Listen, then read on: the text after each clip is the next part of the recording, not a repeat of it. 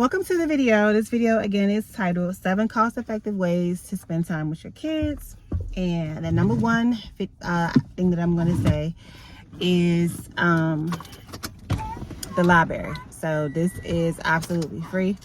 You can go in. They have all types of games now that you could play on the computer with your kids. So actually it's not even like the computer. It's like specific computers that they have in the kiddie section. Only for games for the kids. So it's like all types of learning games, activities and things like that. I even saw this one family come in and they was getting like the Legos. So it's like this big box of Legos and you can build like an entire train out in the library. So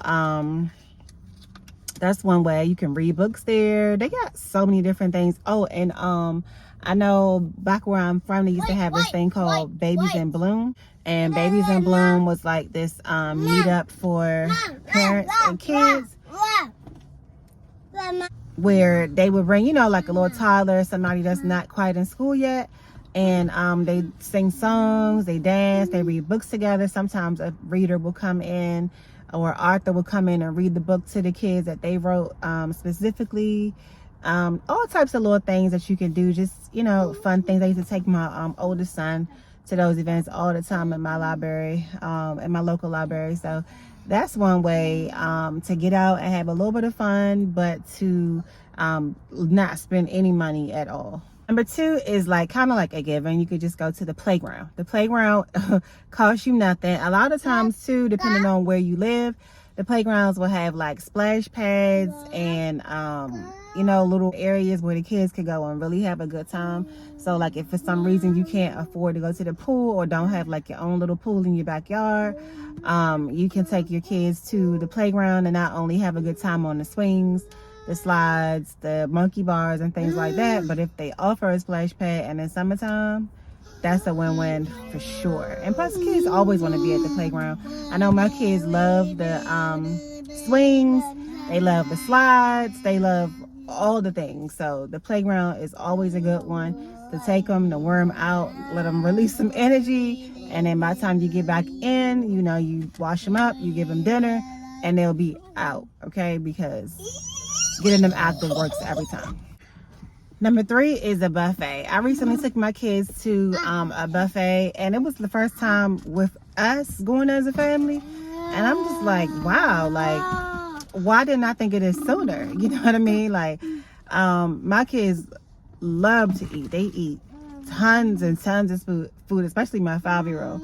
So, and you know, I just don't know why that hadn't come to my mind before, but to get them in there and allow them to eat as much as they want is just perfect. You know, I think I ended up spending about $40 or maybe like $45. Buffet prices have went up from when I was a kid, going to like the buffets and my local buffets and like Old Country Buffet and stuff like that. The prices have definitely went up, but it's still very doable for a family of 4 to go and eat for $40 to $45 and eat a lot of food plus desserts and drinks. I mean, I think that's great because I spend $40 on Chick-fil-A when we go as a family of 4.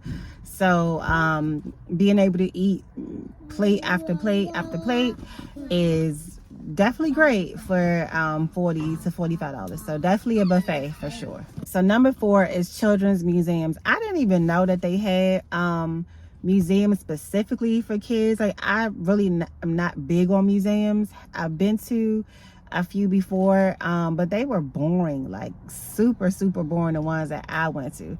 Really small, really boring, just not my thing. So I never really found it to be like entertaining for my kids. However, when I relocated to where I am now, they have quite a few children's museums in the area. So that's definitely something that we still haven't visited but would like to visit, and it's really reasonable as well. Like, it's like $10 per kid, or I think $14 for adults. It's somewhere along those lines, but Very doable, very affordable, and I'm sure the kids will have fun, because if it's specifically for kids, I'm sure they're gonna make it fun. Everything's gonna be bright colors. I know the one that I'm familiar with, well, one of the ones I'm familiar with, they got like a little carousel outside. They got all types of horses and dinosaur cut grass and stuff out there. Like, it's nice, it's entertaining, it's definitely something that a kid could possibly have fun at. So for what, $40 to $50 for a weekend, I think that's a great investment for your family as well. So definitely check out your area. Get on Google, see if y'all got some children's museums specifically for kids, and then check it out and see how you like. So number 2 is kind of like a 2-part answer, and I would say, I'm sorry, number 5, if I didn't already say that. Number 5 is like a 2-part answer, and it's an arcade, or if you have little girls, because little girls may or may not want to go to an arcade. So kiddie nail salons. So the arcade, you know, you already know what you're going to get there. You're going to get your video games, your basketball, like, you know, all the stuff, like gaming per se. You know what I mean? They might oftentimes have like food and stuff there, little snacks or whatever you can get. But if you have a little girl and she's like more on the feminine side, she's not in a video game, she don't want to play that, you know, they have all types of little kiddie salons. I can't think of the one that I'm familiar with that, you know, where I'm from. There was this particular one that all the little kids used to go to get their hair braided with their beads and their little nails. It was such a cute little experience for them. So Google and see if your area offers those as well. I know where I am now, they do have like this salon for kitties. It's like a kiddie spa, and they come there and do their hairs, nails, and feet and stuff like that as well.